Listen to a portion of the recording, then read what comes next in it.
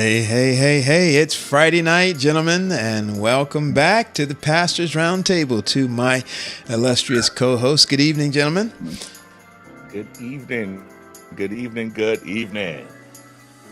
All right. Good evening. All right. On a Friday night, we are back here on the Pastor's Roundtable. Hey, Raj, look who's here, man. He's back, ladies and gentlemen. We are excited to have Dr. Henry back with us tonight. And we are ready to go. Ready to go. Good. Listen. Go ahead. I was gonna say last weekend, I'm telling you, we had a wonderful time at the marriage retreat on Sabbath last week. Florida Conference really did a good job. So a shout out to anybody that's viewing that went. We praise God for your support, and we're looking forward to do another one. So I just had to add that in, man. Good stuff. I see you, Raj. Wonderful. Listen, we're not just happy to have each other guys on here. We are happy to have our audience that have joined us tonight, or that may be joining us on the replay. Thank you so very much for joining us here in the Pastor's Roundtable. We're excited to have you with us. We want to know who you are and want to know where you're watching from tonight. So if you would just drop a line in the chat and just let us know. We're going to see your name, but we want to know where you're joining us from. So if you're joining us from where?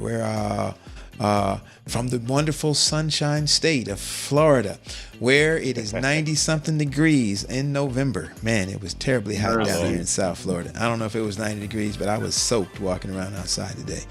But wherever you're from, we want to know that you're with us tonight and where you're joining us from. Mama Patrick is on, man. I'm telling you. She is. Maybe she's watching the show, Pastor Paul, because her son is on here. I don't know. Must be. I don't know. Maybe, yeah. Listen, she always asks about George. You don't really ask about me. But anyway, she's back in Trinidad, as you can see, and she called me this afternoon. Is there going to be Pastor's Roundtable tonight? I said, yes, Mom. And it's going to be 10 o'clock your time. It's late where she's at, but she wanted to make sure she was going to be able to watch it live. So, Mom, good to see you. Thank you for being a loyal PRT fan. Yes, indeed. Right. Hey, and there's our brother Rodney Smith is in the chat tonight. Yes, good to see you as always, Rodney. Thank you for joining us. Where's Rodney from? Where are you at, Rodney? See if he puts island. I know it's the beautiful island of Bermuda. Oh, Rocky you knew? Okay. One of our international guests. That's awesome. Good stuff. All right, guys, very quickly. Last week, man, Raj, I know Dr. Henry was not with us last week, but for those in our audience who missed last week's episode, what did we talk about last week, Roger? Listen, we had us a masterclass on how the church manages its risks. Risky business.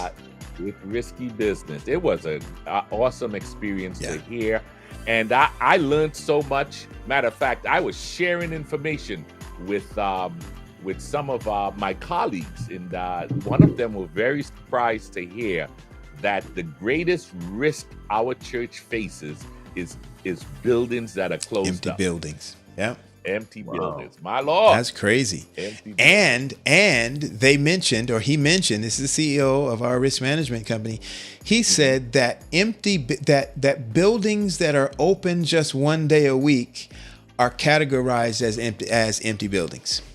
Yes. Wow. Yeah. They also maintain one of the highest risks. So if we're just using our churches just the one day a week, it's a risk. It's a liability. It's a financial liability, that was huge. Now, to share that out a little bit, to push it out a little bit, what's happening is if these buildings were used every day, the risk will go down, which means premium will go down, which then means more money will be available for ministry. Come on now. Hey, we've got Janet Lambert in the space tonight from Dallas, Texas. Greetings, Janet. Glad to have you with us this evening. Looks good. All right. Well, that's what was on the table last week. Before we go any further, Dr. Henry, I need you to make that appeal, man. I need you to make that pitch. There's something that we need our audience to do tonight, right now. Listen, it is time to share this. Share this feed. Listen, I'm telling you, this program is going to be dealing with some vital information for your church. And so you need to share this to your community service leaders. You need to share it to the pastor. You need to share it to the members. You just need to share right now. Just share. Do about 15 shares right now. Can you do that? 15 shares right now. Each one of you, 15 shares. Let's do it. All right. Wow. Hey, if we get 15 shares from each of the people that are watching right now, man, I'm bad at math. I didn't go to public school, but I'm still bad at math. That'd be over 200. That's 200 something shares. Okay. Hey, let's get it. Let's get it done. Let's get it done, fam. Yeah, let me finish up what I got going here. Are you doing some sharing? I'm trying to share to my groups. Yeah. I got to do my part now. I used to share a lot when we started, but now my hands are all over the keyboard and stuff doing some of this. It's a little more difficult than before. But listen, that was a great segue into what we're talking about tonight. Listen, we talked about having empty buildings during the week. I have a sneaky suspicion, gentlemen, that our topic tonight is going to give some people some ideas of ways to not have empty buildings during the week. I got a sneaky suspicion that might be part of what's on the table tonight. So, Dr. Henry, talk to us, man. What is on the table this evening? Well, listen, you said it. It is community engagement. Churches that are engaged in the community. Let me tell you something. This is the heart of the church. You've heard it before. If your church disappeared, would the community miss it? Well, on this show, we're going to talk about the importance of how the church can impact their local community. Mercy. Roger, our title, the people are reading the title of tonight's episode. They're reading a title that says join the community.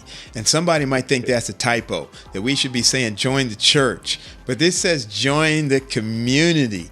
As you tell us who's at the table, can you give us a little insight on that title and how our guest tonight might help us realize that title? Well, listen, as we were preparing, I was thinking, what's the best way? We have talked about community engagement before, but what's the best way? This is a little expansion of that and really diving in or having a deeper dive in that. And so a lot of us are good with, let's join the church. But where is the church? The church is in the community. And so we want to really peel back that onion, as some say, or peel the banana, and really get to the meat of the subject about being in the community. And we have two experts, two practitioners, two people who is involved in that community engagement. One of them is a good friend and colleague, a classmate of mine. He was the president of the forum, the ministerial student forum at Oakwood when we were there, and I so happened to serve as treasurer. And so we really connected while there at Oakwood. I'm talking none other than Dr. Cedric Belcher, who serves in the Fort Worth area of Texas. And he's here tonight because he is engaged in the community. And along with him, we are so glad to have Dr. V. You'll understand later on that Dr. V, he's here with us. He is serving as the Associate Director for the Center for Community Change. I hope I said that correct. We are just excited that he's here. It's an initiative that our church is doing about connecting churches to their community. So we're so glad our two guests are here with us, and we want to pray and bring them on as soon as we can. All right, let's bring them on, gentlemen. Hey, there they are. So excited to have you guys with us there, and our fake audience clapping for you. But we have a real audience out there that is also delighted to have both of you with us this evening. Thank you so much for joining us. Listen, we want to, before we begin, we're going to give you just an opportunity to address our audience and just tell them a little bit more about yourself and where you are and what you're doing and the scope of your ministry. But before we do that, I'm going to ask Dr. Henry if he would start us off with a word of prayer, and then we're going to give you an opportunity just to say hello to the audience tonight. Father, we are blessed tonight to have these two individuals that are on our podcast. We know, Lord, that this will be a blessing to not only us, but to the viewership.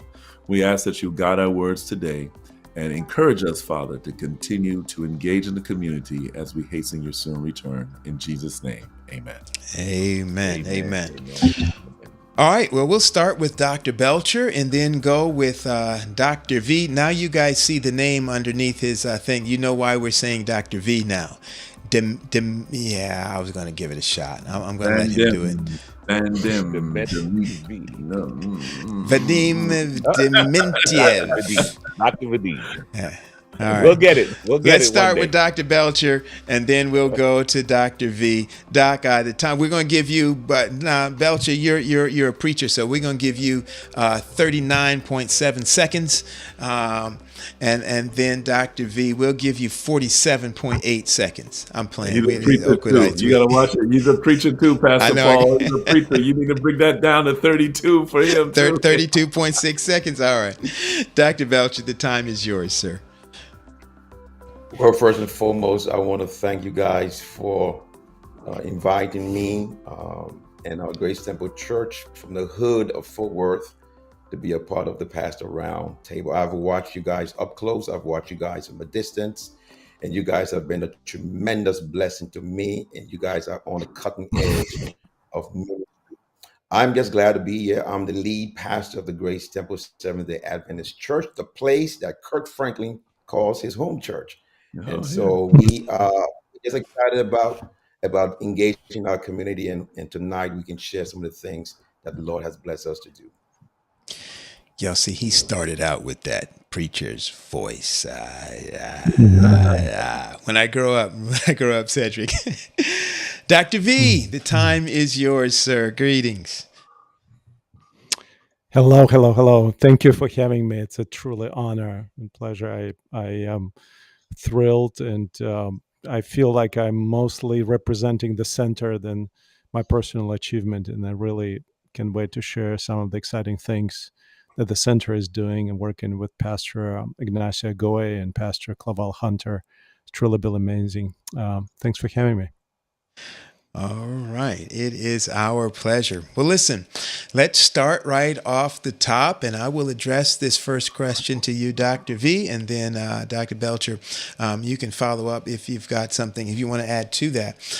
So when we talk about community engagement, what would you say is the value of community or engaging the community, the value to the local church?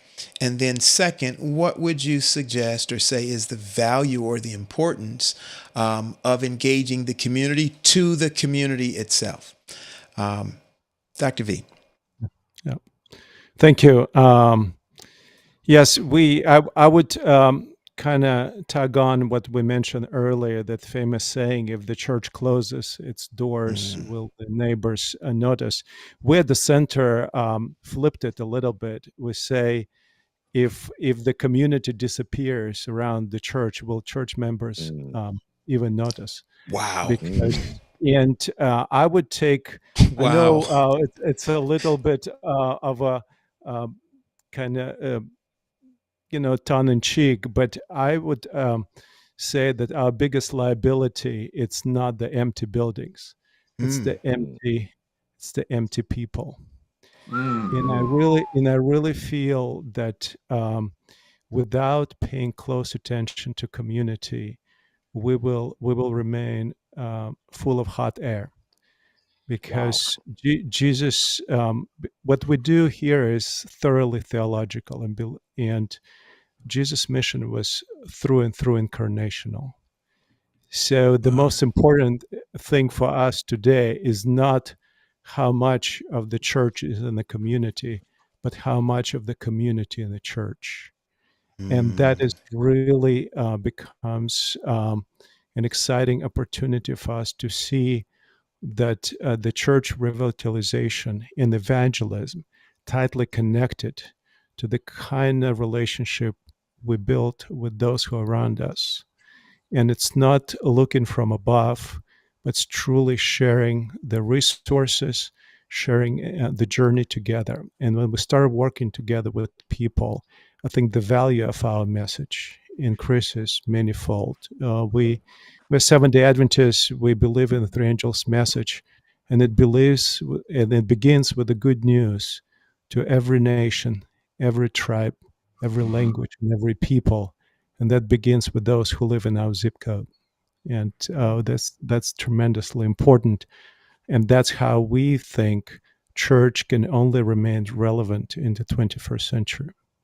Wow, wow, wow. Good stuff. Dr. Belcher, you are the pastor of a local church. And so when you hear that question, the value of community engagement to the local church, how do you see that? How do you see the value of engaging the community to the local church? And that's a big term. I think at some point we kind of need to unpack what that actually means, engaging the community. So if you want to take a stab at that, just kind of opening up for us the term itself, and then the value that you see it as a local church pastor. Once again, I want to thank Dr. V. It's an honor to share this platform with him today. I believe it starts with obedience. Obedience that is anchored in Jeremiah chapter 29. Of course, many of us are familiar with Jeremiah chapter 29, verse 11. For I know the plans I have for you, declare the Lord, plans to prosper you and not to harm you, plans to give you hope and future. But before we get to verse 11, we have verse 7. And verse 7 states, also seek the peace, the shalom, and prosperity of the city to which I have carried you into exile. Pray for the people for it, because if it prospers, you will prosper too. I believe that Jeremiah 29, verse 7, Wow. should form the theological framework for community engagement. And when we do that, then it adds value to the community and by default to the local congregation. You will prosper too. Wow. That's huge. That's good stuff. Hey, where's the organ, Chief? Where's the organ? I know. Where is my organ? All right, I found the organ. There we go. All right. I want to. We all know somewhere in our putting together, planting churches, things like that. We do have this concept that we are in a community, but we tend to be very inwardly in looking. What are we missing the mark? Are we different? I know we do a lot of come to the church for X, Y, and Z, but what is it that's standing out in tonight's conversation that is different from what we have always been doing? Yeah, I would sometimes. First of all, I appreciate you asking me question first, because following Dr. Belcher on the first opening would be a little bit. It's hard to follow. So Dr. Belcher is truly honored to sit and just listen. I can do it all night. Just keep preaching. And I thoroughly agree. The whole idea of God is passionate about the city. I know it very well. A year ago, I moved to Harlem in New York from Southern California. So the notion of the city is very much, in living here in Harlem has been very interesting experience for me. So I really understand what it means. That God loves the city. There's something when you see it and realize.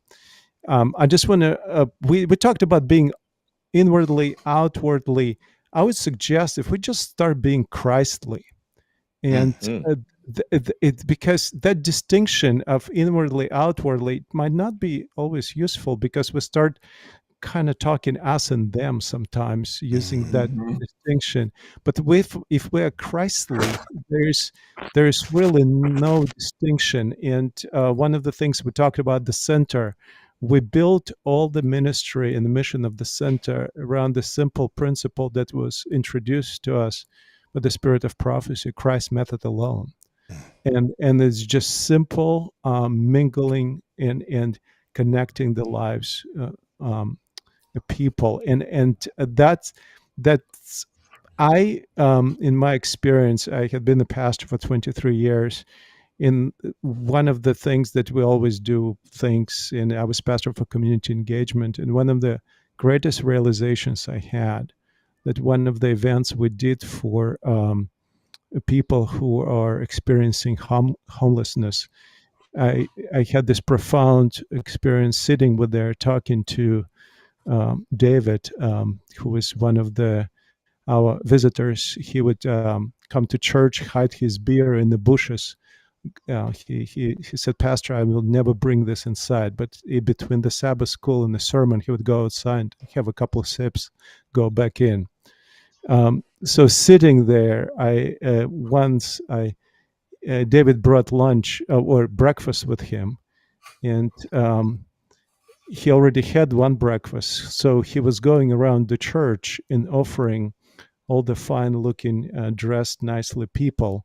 He was offering that breakfast that was extra for him, and he said, "Who wants it?" And nobody wanted to sit next to David because he was so far, you know, appalling looking. And but I realized that moment that um, David does not as much need us like we need David in our lives.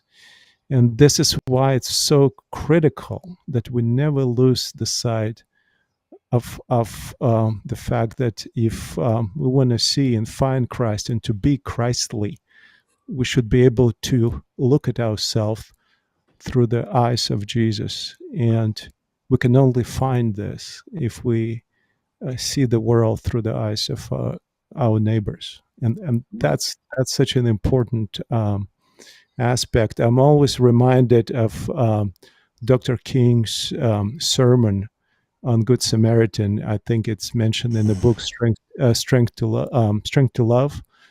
He said the difference between the priest and the Levi in the Samaritan was that the priest and the Levi asked the question, "What would happen to me if I stopped?"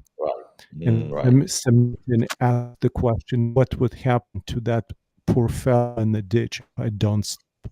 Wow. And if the church realizes that we can take our nice priestly robes and to be able to put off our donkeys, and to realize what is going to happen to us as a church if we don't start really rearranging everything we do in who we are. Even sometimes have to take time to stop and pay attention to those who are around us. It's not a glamorous business. I can tell you stories how Good Samaritan stories works well on in theory or in the story. In reality, it's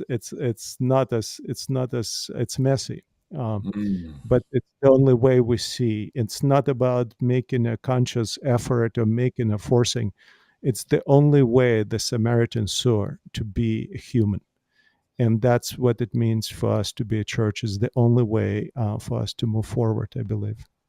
Wow. Wow. Wow. And just to add a word or two there to what Dr. V has said, and I think he said it with such eloquence, and that is that the church is never at its best when it focuses on itself. The church is at its best when it's focused around itself and look around and see what is happening and how it can meet the needs of the people who are around the church. And when we do that, we are obedient to what Jesus has commanded the church to do. Wow. Yeah, it's interesting when we juxtapose this conversation up against the conversation that we had last week on risk. Hmm. And it often seems like there's tension there, that there's this cognitive dissonance between what will happen to me if I help this Mhm. person and what will Uh, happen to him if I don't. And it seems like what we've built a structure of risk around the first question, Mhm. and it gives us pause and it makes us hesitate because and it's built into the fabric of our structure. I mean, there are Mhm. things that we don't do or don't allow our people to do or won't be covered because we asked the first question. How do you guys? I know this wasn't anything, but it just made me think. How do we? How is there a way to kind of reconcile those two, or where do we land? mm-hmm. If I think what is required is courage on the part of our current pastoral leadership in church organization. Courage in terms of we have to be able to say we have to do it like Jesus did it, and because and the way Jesus did it required a lot of courage on his part to have a paradigm shift. And if we're going to be faithful to the commands of Jesus, then it has to require courage on the part of us as pastors and say, we're not going to do it the way it has always been done. We would do it the Mm-hmm. way it reflects the character, the mandate, the mission of Jesus Christ. It requires courage. Right. Good. Curious. Right. I, Okay. Yeah. I was going to mention something real quick. Pastor V, you mentioned the center. You mentioned the center. And I don't know if you could just, I know we have some of the questions coming up, but just so that we have the context, tell us just 2 minutes about this center, so that as we ask the questions, people get a mind, framework of where you're coming from. Yes. So I'm a part of the Center for Community Change that was established just a year ago at Andrews University, and it was a grant that was issued by Lilly Foundation. And the main realization, Lilly is very concerned about the well-being of our pastors, but we discovered that the pastors who thrive in ministry are the ones who are the mostly connected with their communities. And we Mm. say, how about if we care for pastors? And you say, well,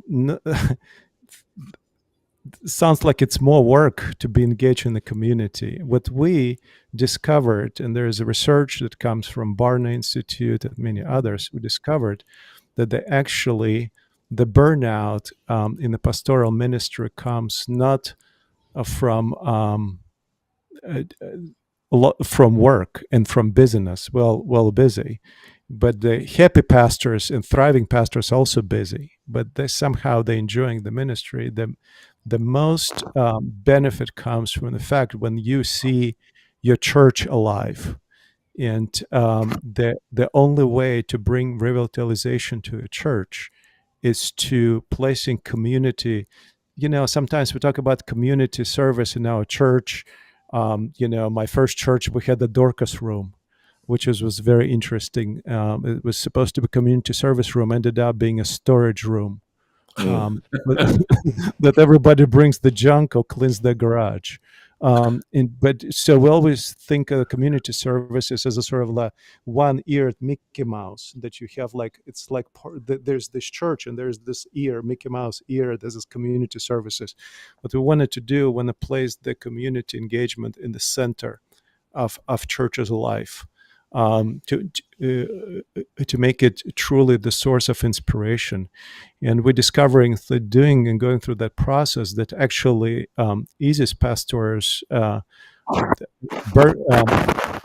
tension and burnout. And so the center is now structured in such a way that we are going to be mentoring in a span of 3 years, somewhere between 120 and 200 pastors and churches. Not as many churches because sometimes there is multi-staff. situation, but we're gonna try to engage at least 150 churches and lead them through the process of revitalization. And if your church is interested in doing the work, you can contact anyone at the center, and we will be happy to hear from you. Our first year cohort is full now, and we also going to provide not only resources to see and view the community engagement in a new way, but also it comes with a little bit of incentive from Lilly Foundation that there's a little bit of city money if you have a project or a community project or any other initiatives that we would like to talk to you about and help you to get something off the ground. We partnered with the VersaCare Foundation that's giving over I think they gave $2.8 million this year to different initiatives and social interventions in the communities. A lot of their focus goes to education, but also now they're getting increasingly interested in working with churches. And if they're good, viable projects, we pass them on to VersaCare Foundation.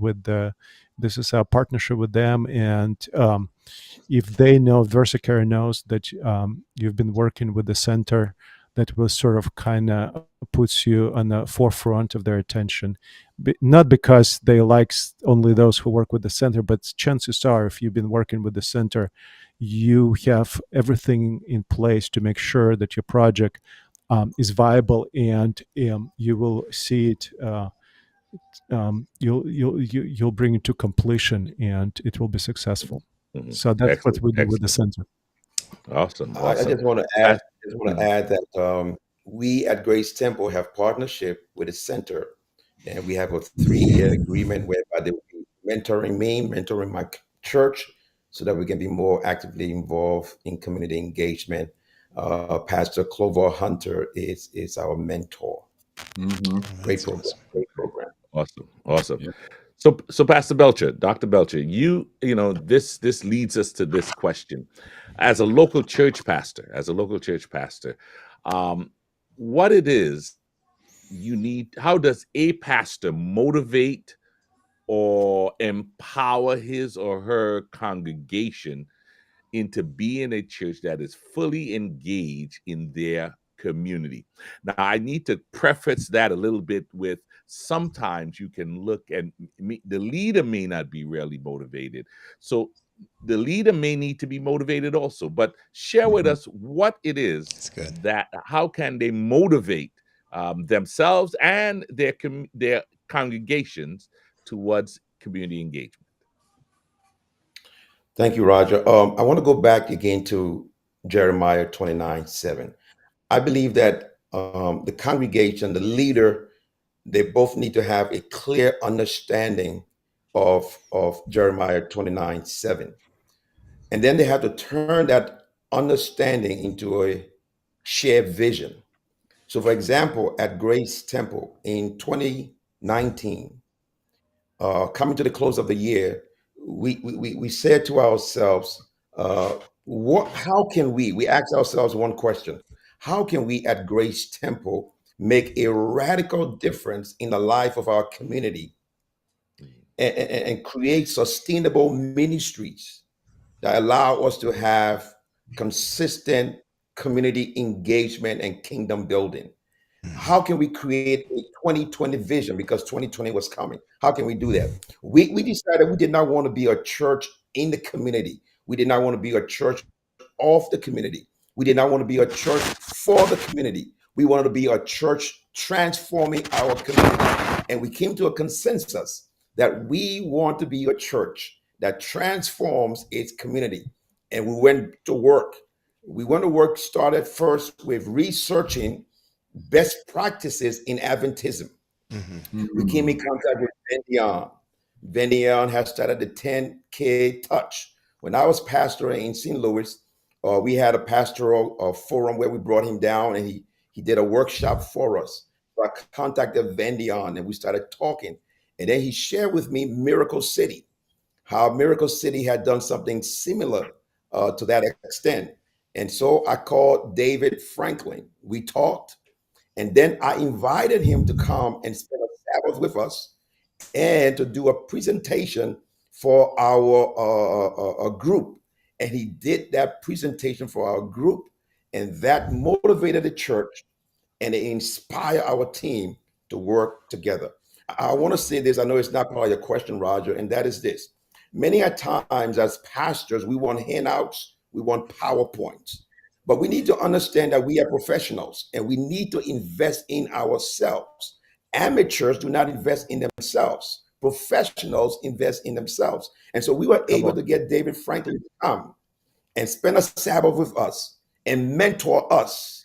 And as a result of that, we're able to craft a program. We're able to motivate the church, where we're able to inspire the church for a 2020 vision that allows us to engage our community. Mm.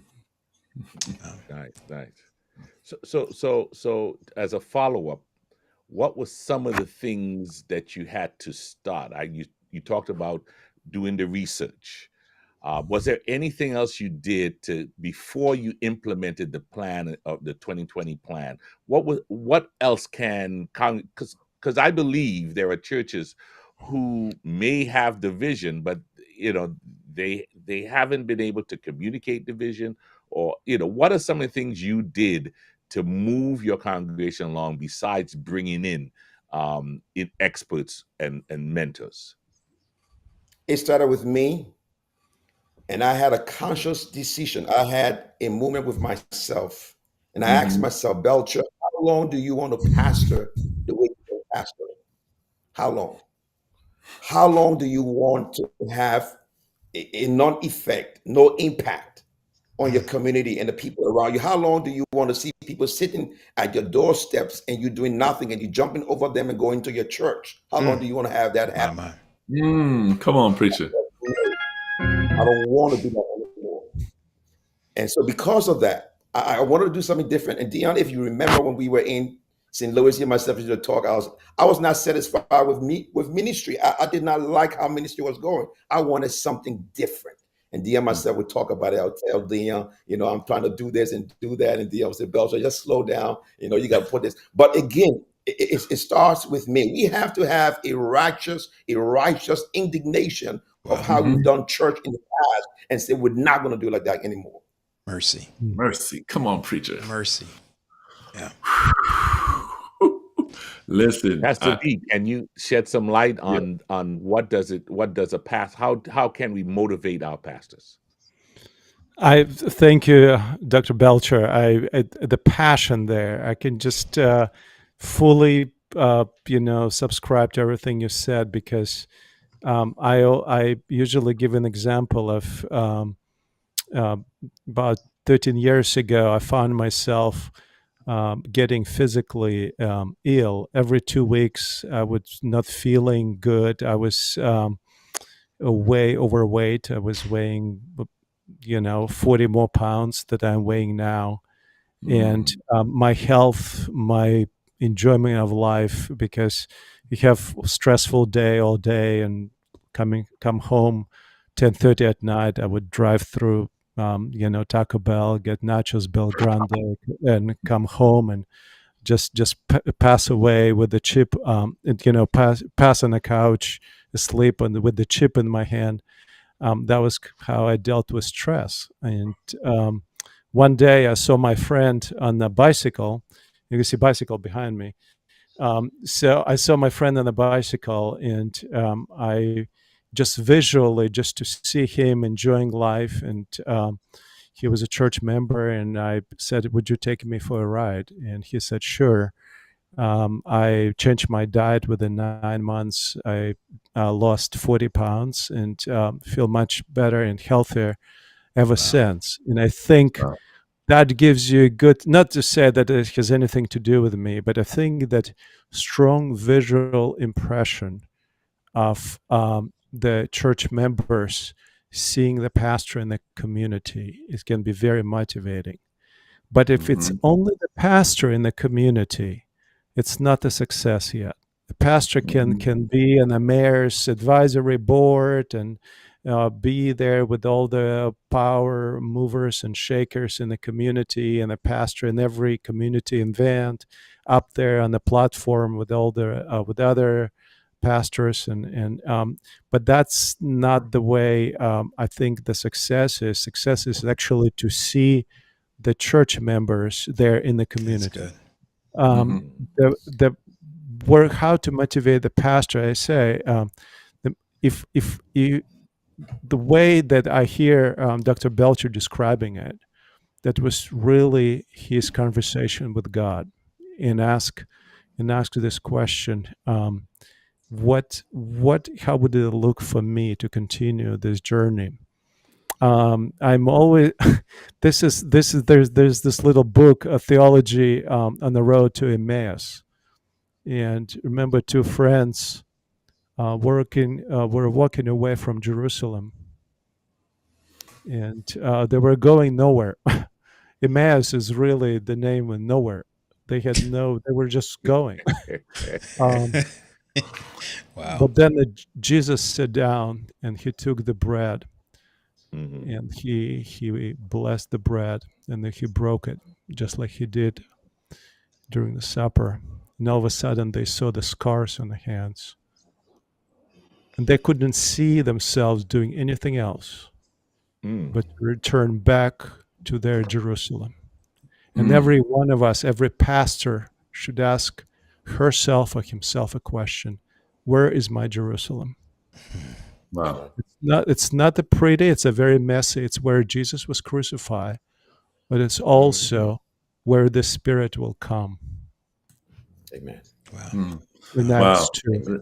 So everyone should ask that question. So when we discover, I hear Dr. Belcher discovered his Jerusalem, and now you see the blessing. So this is how to make a U-turn on the road to Emmaus, and I think, and it's a big one, and that's why we need everybody's effort right now. The center is just, we can reach out to 200 pastors. There are 5,500 pastors in the North American division alone. We had the work cut out for us. So I hope we'll continue and make it put it to the forefront of all our efforts. Yeah. Pastor V, again, so happy that you're able to come on this podcast, you and Dr. Belcher. Dr. V, the next question, we talked a little bit about community engagement, and I want to get to some of the projects that you know of. But there's a crucial concept: substantial community engagement. Can you explain to us what that concept means? Substantial community engagement. It goes back to the point I was trying to make earlier, that we put the community engagement at the center of the church life, which means there is no community or community services department at the church, that every ministry at the church becomes community oriented. Men's ministry, women's ministry, pathfinders, even the everything we do has now the focus. Sabbath school. How would our Sabbath school classes would do if our members would come and discuss what's happening in the neighborhood, how they can pray about the neighborhood before they begin the lesson? How would the lesson discuss? How would the preaching and teaching would look like? I used to teach preaching at even non-Adventist seminary, and I would ask students to write the text that they preach on, put it in a pocket of their jeans, and go serve in the community, and to open the text and read it a few times, not in the library basement, but right there when they try to serve people who are in a different situation than they are. You can start seeing all kinds of things. So it basically answering your question again. Sorry, I get on my preaching uh, No, it's thing good again, stuff. but answering is it more succinctly. It's you don't add community engagement to the list of ministries. You make every ministry Mhm. community engagement oriented, and I think that's the only way to make it truly meaningful in the lives of our communities and congregations. Dr. That's Belcher, I was going to say, Dr. Belcher, you're in this process now. You are doing some significant things there in the Fort Worth, Dallas area. This substantial, because that's for me that's hitting me substantial, not just one event and that's it. Or Dr. V kind of mentioned it. This is one ministry of the church and that's it. But just this total engagement from all of the ministries in your church, dealing with your neighborhood. How is it going for you in your church? You're pastoring. I mean, you're there in the hub. How's that going for you as far as getting your members to embrace this concept of substantial community engagement, where our ministries are part of it? And you've done some significant things too in your church. I think you were mentioning something in 2020 and how you were challenged to do some significant things. Go ahead, Dr. Belcher. I'm going to do a roundabout with the question, but I will make sure I answer your question, Dion. And that is, in 2019, we decided to put together a community initiative called I Touch Fort Worth. When David Franklin came to us, he told us that at Miracle City, they had a goal of touching 100,000 people, and they surpassed that goal. Because we live in Texas and everything in Texas is big, we decided to set a bigger goal. We did 1,200, and we started January 2022. And guess what happened? We had the pandemic, and we were like, "Wow, what's going to happen?" So what we did was we set up into two categories: spontaneous touches and intentional touches. Spontaneous touches was something that we call load of love, where we go to laundry mats and pay people's laundry. We did gracious groceries. We did praise at the pump. We did drive-through blessings. We did barbershop blessings. We did first responder prayer. We went to various police stations and fire stations and we prayed. So those were our spontaneous ones. Then we had intentional ones. We had community buy giveaway. We had community fest, a community fest where we brought the community together. We had a variety, a buffet of activities going on along with car and bike show. Then we had our prayer initiative. Then we had our uh, prayer breakfast for our first responders, where we had a gourmet breakfast set up for them. The police chief came to our breakfast at that time. And so all of these things were part of our plan. We said, okay, we're going to have a 3-year plan, and we're going to evaluate those plans. And then we're going to take some of those things that we did and turn it into sustainable engagement. Good. And so we took some of those things and now we're working on those things to make it sustainable. And our target was jobs and housing and social justice and our families and children and youth and young adults and health and wellness. And so all of those target areas now, we are using it within our church to make it more intentional and sustainable as we go along. So some of those things have now been turned inward to the church so that we can partnership with others to bless our communities. I've got a follow up from this, and then I want to reference one of the questions I see in the chat. So these ideas, all of these things you read are awesome, phenomenal stuff. But when you say we decided to, talk to us about the we. Was this single department? Was this the pastor pitching this to the church board at large? Was this individual member saying, "Hey, I have an idea. I have an idea"? What did that look like in your context? Thank you, Antelon. The we in reference eventually meant the entire church. It started with a small nucleus, a small group that were poured into by Pastor Franklin, and then we started building. We started doing some assessment. We started looking at our community and seeing things that would be a blessing to us. Already, Pastor Franklin had come and he had shared with our congregation what his church has been doing and what tremendous impact his church has made. And so already our church was excited about what they did, and they felt that we can do the same thing as well. And so we moved from a small group, moved to our elders team, moved to our church board to get buy-in from every influential segment of our community, of our church, and then eventually moved to the church in business meeting, and we voted it together as a church. So we had a very strong supporting of the program that we wanted to share with our community. And so that we comes from the fact that we did some heavy lifting, a small group, our elders, our church board, and the church at large. So the church, everybody, every stage had a buy-in into the program. Of course, not everybody participated, but we had a large segment of our church participating in the initiative. And so that's where the we comes from. Okay, good stuff. I want to go ahead and hit that question that came in the comment, and I think Dr. V, this was more directed at you or for you. Comes from Beverly Rachel. She says, "How can we get financial support with our community project in San Jose, California, area?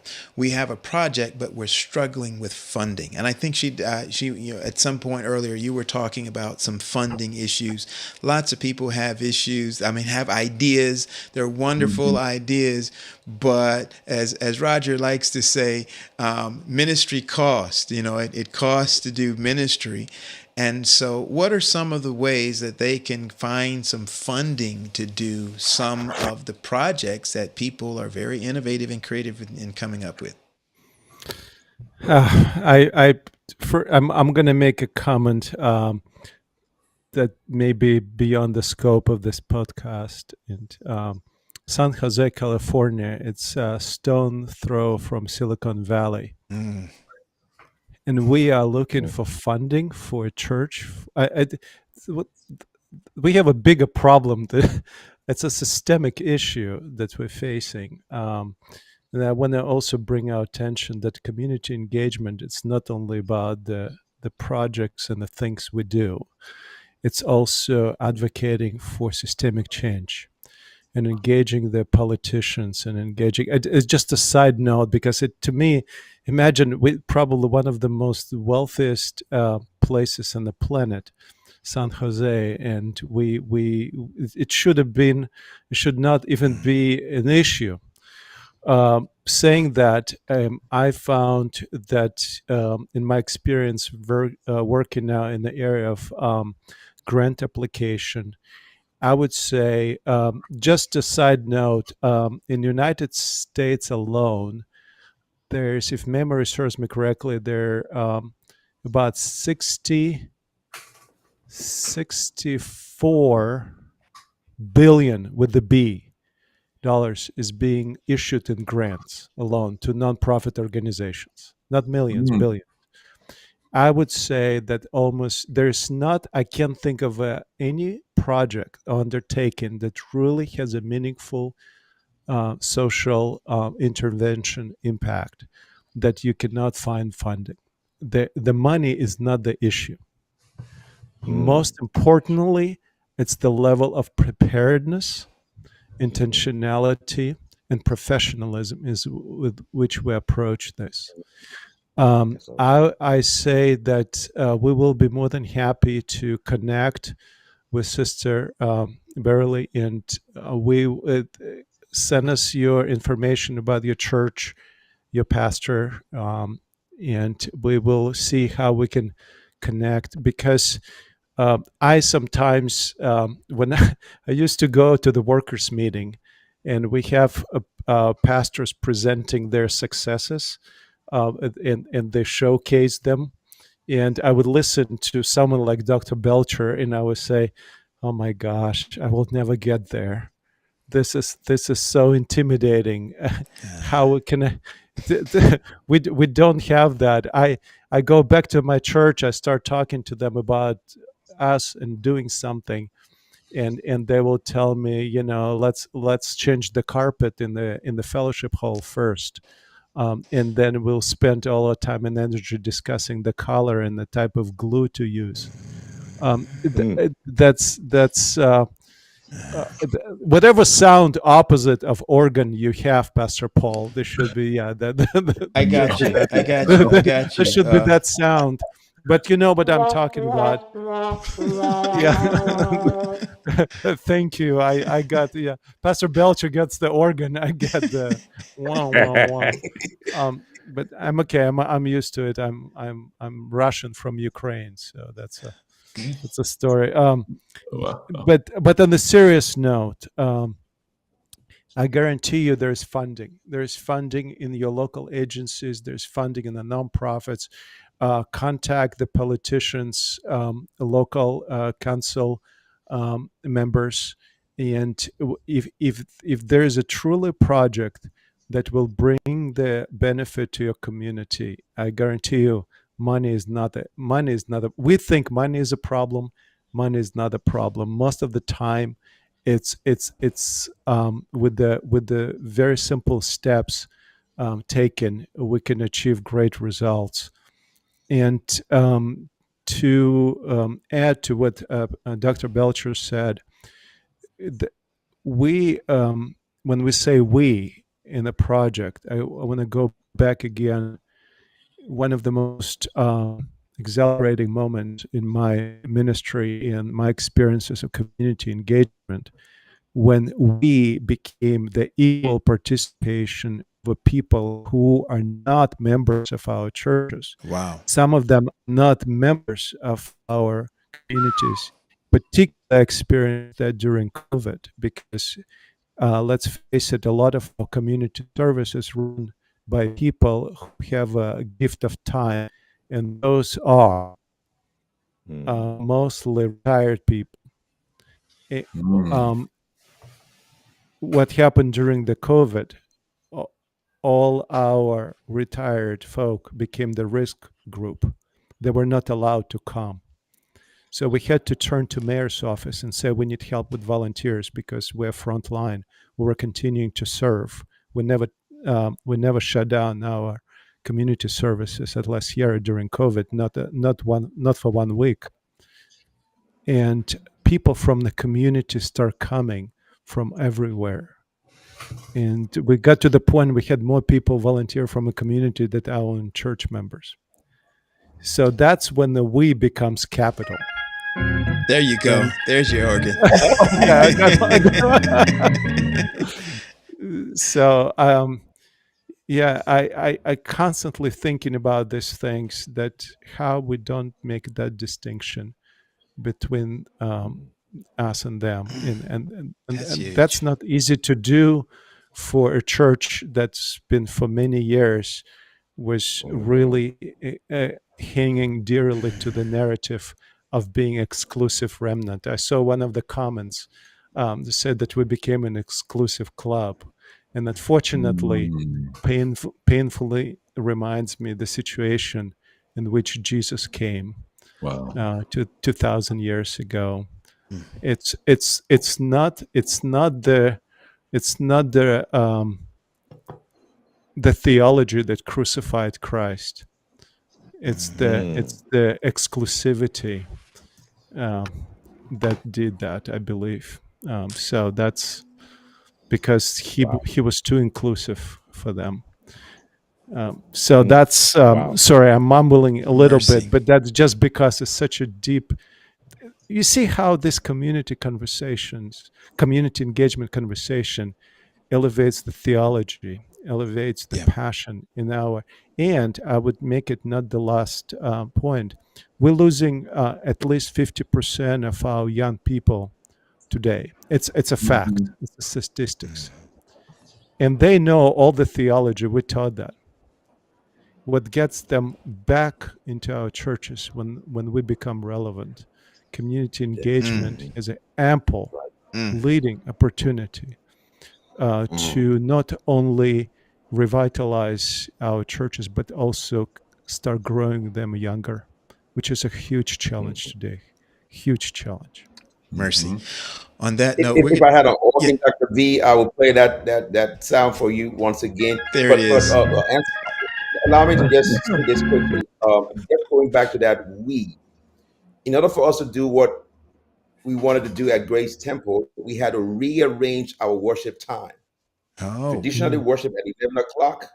We had to move our worship time to 12 noon so that it gave us opportunity to go into the community 8 o'clock in the morning, gather and go 8:30 in the morning and do several community projects, come back and get ready for Sabbath school. Yep. By the way, at the end of December 2020, our goal was 120 touches, or 120,000 people rather. We touched 175,000 plus people in 2022. 165,000 people during the pandemic. After it was done, some people wanted to go back to 11 o'clock. The clock had already been turned, and we said, no, we're not going back. And so we're able to still engage our community in community services because we were able to rearrange that time period. Wow. Listen, we're going to ask our guests to stay right where you are. Don't go anywhere. We're going to take a quick reset here and bring them back with us. Listen, if you are just joining our stream this evening, thank you for joining us. Welcome. But if you just got here, oh my goodness, you missed some great stuff. Roger, talk to us, man. But you just give them the little cliff notes, and then we got to cover some other stuff. The cliff notes. I love the fact that it was shared that we want to be a church of the community, a church in the community, a church near the or in the or something like that. But the key is we want to be a church for the community, transforming the community. Transforming the community actually, and that was real to me. Awesome. It's more than just, and I'm just reminiscent of my time in the urban setting as a local pastor, and some of we did around that community. I'm going to say it that way. But some of it was transformative, and so I was excited about that. So this conversation hits very close to my heart. Dr. Henry, we heard terms like I'd never heard before that was powerful that I'm probably going to use before. But Dr. V said to us, he said, we always use that term if the church disappeared, would the community even miss us? But he gave it another spin. That thing, if the community disappeared, would the church know that it was gone? I was oh my goodness, my word. Dr. Henry, what's your takeaway right quick, man? Listen, man, I love this concept so much. I already partnership with the Community Center of Change, man.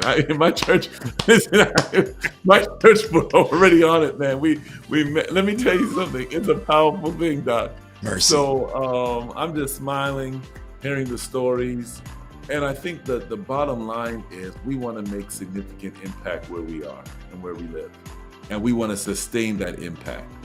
And I think if churches got on that or embraced that concept, we would see a tremendous change within our denomination. And I'll say this, the young adults, those young people who do not seem to be engaged with our church, they'll become engaged because they want something relevant, they need resource, and they want something real, right? And I think that that's good. Yeah, does that. It does that. So listen, somebody, I think it was Dr. V again, who said something about that triggered for me like it's a whole nother show. That thing when we're talking about money, and he said, I got to remember it. I'll have to go back and look. Something about it being systemic, and we got to shift the paradigm. like the whole thing about San Jose being right next to Silicon Valley. But there was some stuff in there that he didn't really get to unpack. And I know that he was answering a particular question, but I'd love to hear more about that. What's the systemic change? We talk about Pastors Roundtable being this discussion about the intersection of mission and structure. What's the structure part of that can change that? Because that's huge. I know that's a whole nother show, a whole nother time. Well, he talked a little bit about that. Dorcas, community service. I mean, that's a system, a structural system that many of our churches have. But because of the pandemic and the fact that we had to rearrange some of that, it has changed. We don't even say Dorcas anymore, but that's another discussion, as you say. But we did touch a little bit on what some of those structural systems are, and that needs to be changed. Cool. All right. Listen, again, thank you for joining us. So you're just joining us. Dion, they've got one more chance to do something right quick. What is it? Listen, please share this one. You got to share this Do one. it. Please Do it. hit that button. Keep on sharing all Do your it. groups and so forth. Share. They got to get it. Got to get it. And listen, Roger, if somebody has missed this or have missed some of our previous episodes, how do they find out a little bit more about Pastors Roundtable, some of the past episodes? Let's hit that real quick and get our guests back on. Listen, you want to see this episode in its fullest through, you can join us at our website, the PRT.live. You may even find us on our YouTube channel and even in our Facebook page. You can find this episode. But those things, Facebook and social media, it gets buried. But you can go straight to the Pastors Roundtable, the PRT.live, and you can find every episode that we have done. And listen, we want you to make plans right now for next week. Next week, we're going to be talking about legacy ministries. We've talked about a lot of things about pastors, families, and whatnot. We're going to be talking about how the church interacts and treats those who have served the church for years and years and years, and they've retired. Not just the retirees, but their families, their spouses, their children. That's a huge topic. We've touched on it with kind of a 10-foot pole before we're going straight in next week. So you want to make sure that you're a part of that and you don't want to miss next week's Pastor Roundtable. But for now, we're happy to jump right back in and bring our guests back on because we've just been having a powerful, powerful discussion tonight. Gentlemen, welcome back. Thank you again for standing by.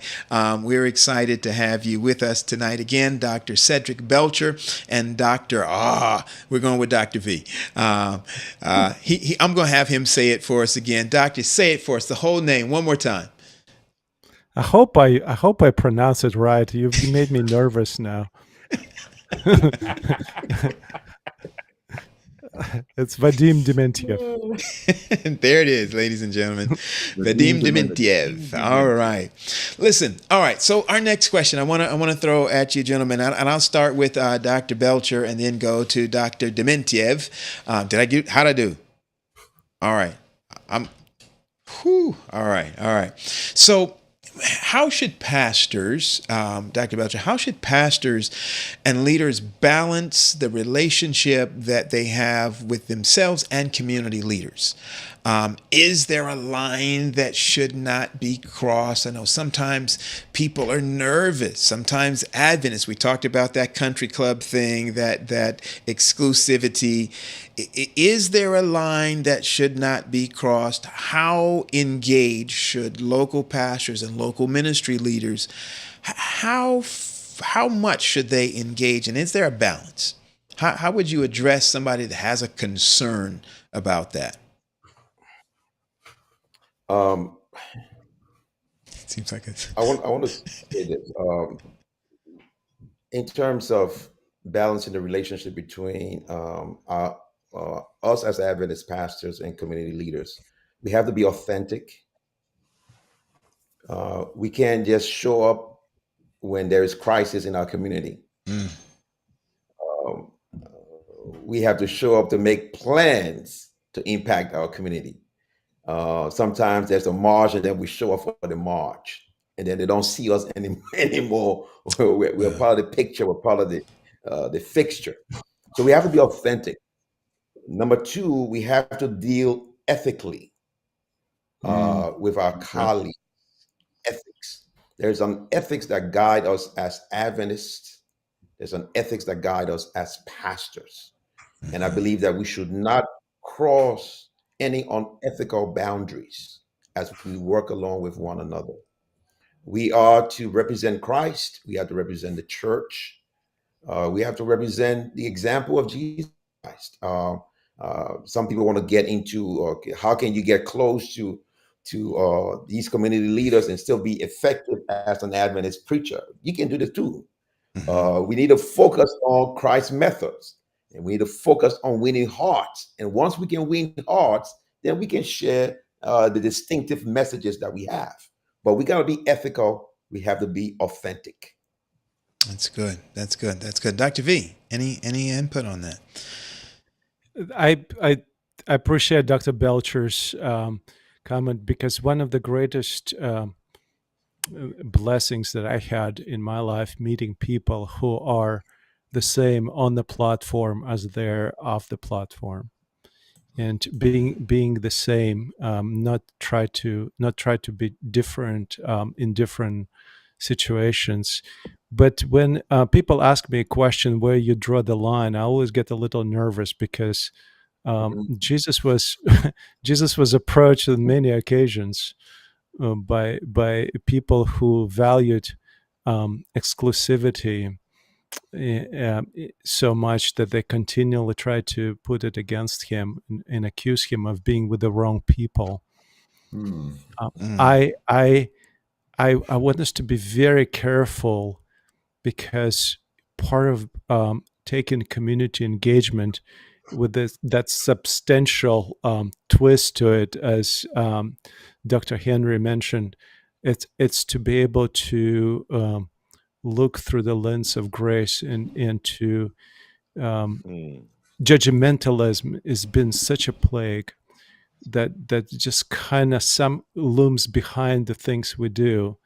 How can we not judge? And that is just not an easy task to do. And I can give you a very simple example. I remember spending a very painful, long.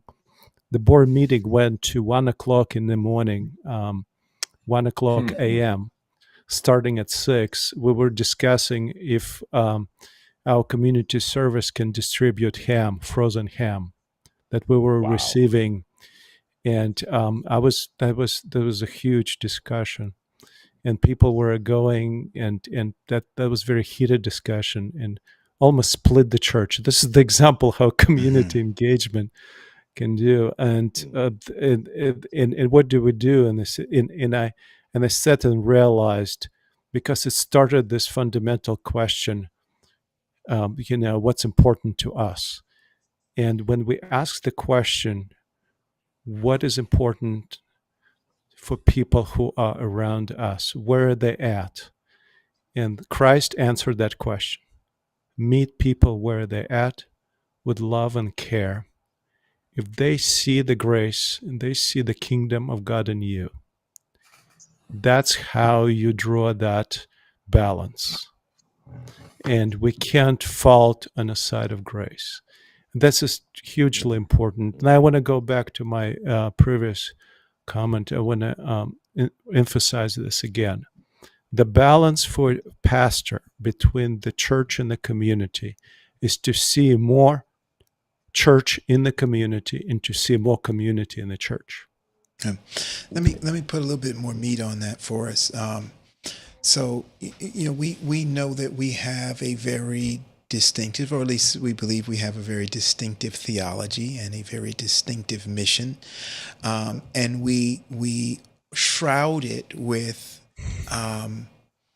language that uses terminology. It's biblical terminology, but things like "come out of Babylon," "come out from among her and be ye separate, touch not the unclean."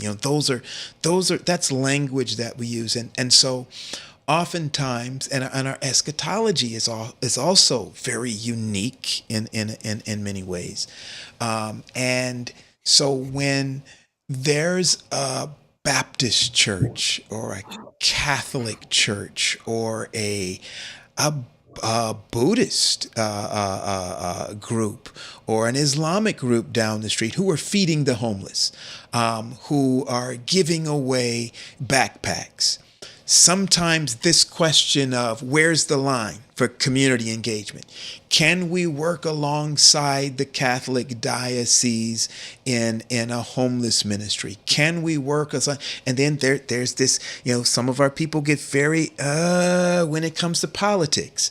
And so maybe there's a politician in town who's very engaged in the community and is looking for churches to. So when we ask this question, where is the line? How do we address it in some of those type of scenarios? And then I go, we don't want to have a lot of time left, but just very quickly, anybody want to take a stab at that one? Let me try. Okay. Here's the thing, Doc. We are all pastors, and we all know that we cannot convince everybody.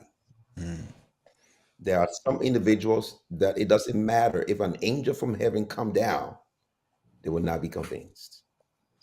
We must do what is right at the right time for the right reason. During the pandemic, there was a Baptist church that was doing food distribution in the community. We partnership with that church, and we went to where the church was doing feeding. We took 20, 25 people with us to serve. Good. I have a mosque not too far away from the church. They called me and they asked me, Dr. Belcher, we see you involving community. Are we about to close down Ramadan? Do you mind taking part in the program? I said yes. And I took part in the program. And they've been asking me every year after that. And they've been sharing with me opportunities to engage our community, to serve our community. I said, if you want me to do that, I will do that because we are transforming our community. Some people will not get it. And I'm at a place where I'm not going to argue with everybody. Right. You have your opinion, that's fine. But I would do it to benefit the community. I would do it to transform the community as long as it does not take away from who I am in Christ first and who I am as a Seventh-day So Adventist. you partnered with an Islamic mosque, and Yes, you're still Seventh-day Adventist preacher. You still believe? As a matter of fact, let me throw this in. As a matter of fact, I had an interfaith service. I invited the imam to come to my interfaith service, but we could not get things done. His schedule could not match. He was going to come to my service and pray. I had a Baptist, I had a Methodist, I had everybody to attend my service. The imam could not make it, but the Baptists, the Methodists, they all came and they prayed at the service. We need to be able to be clear on when it is time to forge a partnership so that we can be enhance our community and transform our community. That has nothing to do with the gospel. All right.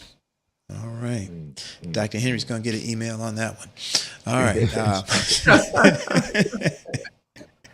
I know we're coming to the end. We're winding down, but between Dr. Belcher and Dr. Dementyev, hope I said it. Share with us, based on your experience as an advocate for the community of community engagement, what is a main thing? What is one main thing that a church needs to pay attention to as they begin to transform their community? Let me go ahead and jump on that. I want to be prophetic, and since you said one, I'll be prophetic and do it two. The first thing is that I believe that we need to stop canned programs. For example, Pastor Paul is doing something there in Fort Lauderdale. I'm in Grace Temple. I said, oh, he did it there, it's working. So I'm going to do it here at Fort Worth. Well, maybe that program is good for Fort Worth, but good for Fort Lauderdale, but not good for Fort Worth. And so we do canned programs from one place to another without assessing if that program meets the community that we're serving.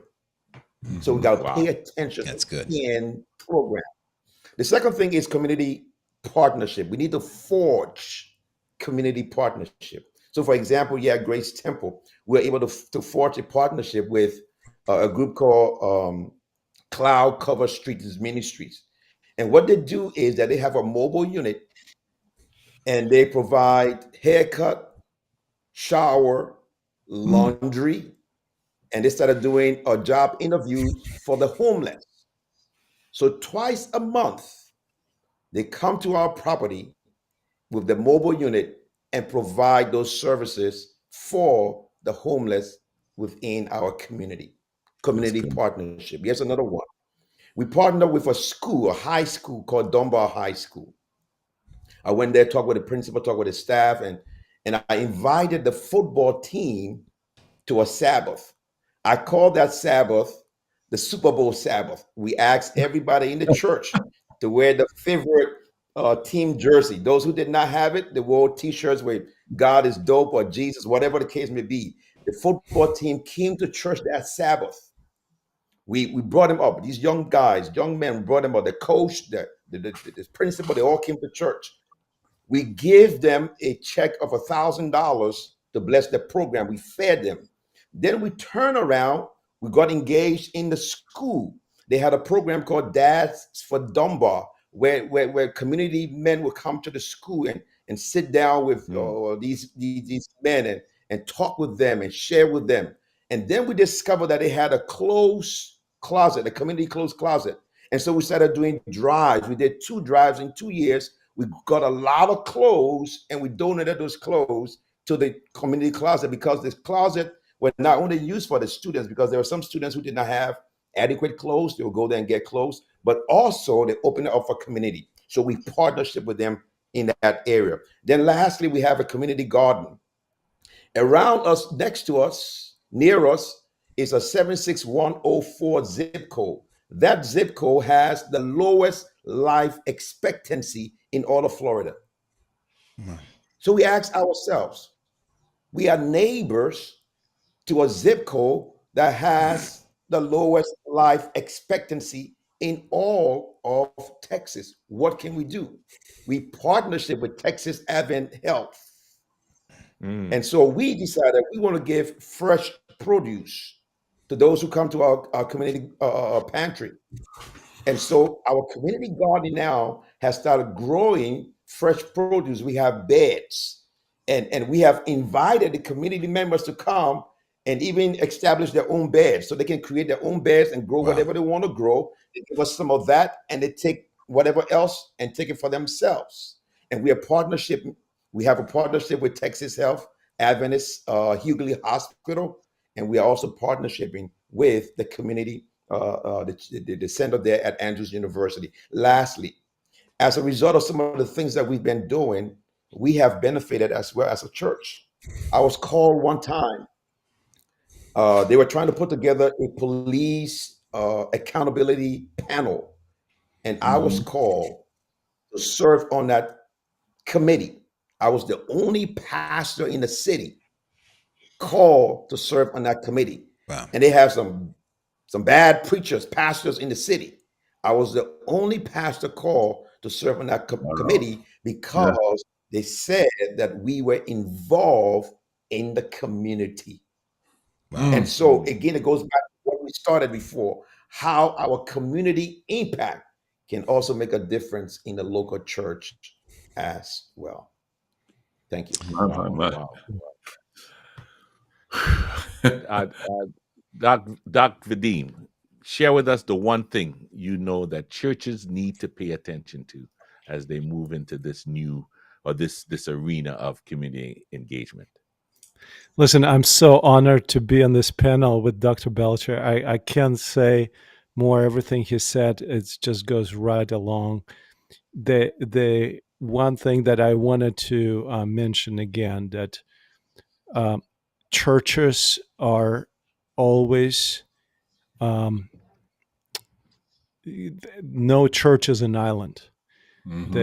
To see the changes, but I would always encourage 2 things. first pay close attention to those who are 40 and younger. That because that's the passion that is there can be truly transformative. And second, to see any efforts as part of the big picture and to address things strategically as well as tactically, to feed the homeless on Saturday afternoon, to feed the people who experience homelessness on Saturday afternoon is a tactical thing. To make sure that the city is building the shelter that can house those who don't have the shelter, to provide the opportunity to bounce back and develop programs and advocate for that. Churches need to look into systemic change and doing the things that would have a larger impact. The people underestimate the power, and it's always been part of the African American traditions. There is a reason why the powerful people, politicians, would always pay attention to the communities because they know that they need the support. Churches have a tremendous power, and that is not power based on our achievements. This is the power that's given and promised to us through the grace of Christ. And I want to go back to what we mentioned earlier, Jeremiah 29:11. It's impossible to survive to thinking and to be the sojourners if we don't know who is leading us. The success of Abraham's mission would not be where it was if Abraham did not realize that he is a stranger in the Canaan, but his God is the one who owns the entire earth in a place. And the churches need to have that and to have this big picture and to be reminded. And this is the essence. My other life, I teach the history of Seventh-day Adventist Church. Our movement started as a for the practical reason, as an abolitionist movement. It is the big picture. It is addressing the systemic injustice and change that became one of the most powerful forces. And what made Seventh-day Adventists distinct was not the 28 fundamental beliefs, but one belief that is, if the church stands, the church is waiting for Christ to come. If church stands and takes it seriously, the principles of the kingdom, and are willing to stand and do whatever it takes, that church will see Christ coming in the cloud. Amen. Amen. Listen, this has been a riveting conversation. My goodness. Thank you so much. Listen, I'm gonna speak for my colleagues. We enjoyed this one. We enjoyed this one. But listen, and we're gonna get ready to go. But Dr. V, if you could give us some type of contact information, I'm sure that the viewers would love to get in contact with you to kind of see what they can do so that they can make a tremendous impact where their church is at. So if you could let us know something, put something, text us something. Okay. We want to put it around here so we could. Yeah, well, you can contact me, my last name, and at andrews.edu, or just Google us, the Center for Community Change at Andrews University. We also just started the Facebook and Instagram account, the Center for Community Change at Andrews University, or Andrews Center for Community Change, Andrews University Center for Community Change. Just Google us. You'll find. It's not hard this day and age. If you want it, you can find. That's not a problem. We'll put it in the show notes for our audience. I'm so grateful for this opportunity. You have no idea. This has been just a pure joy. Thank you, Dr. Belcher, and meeting you, and Dr. Wade, Dr. Paul. Thank you so much, Dr. Henry. It's a tremendous honor. I'm truly, truly grateful.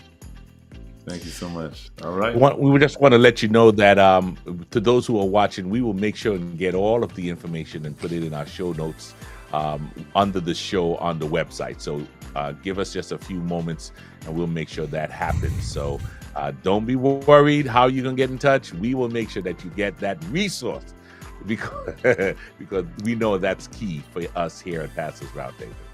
Perfect.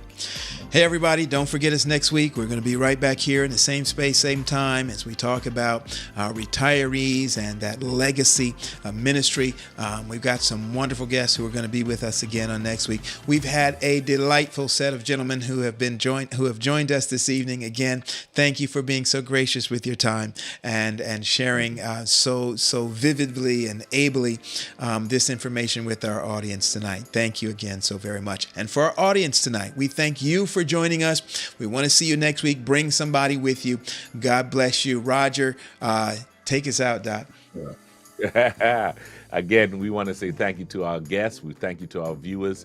Look forward to seeing you next week where you can join Pastors Roundtable to make ministry relevant, resourced, and real. God bless. Take care, everybody.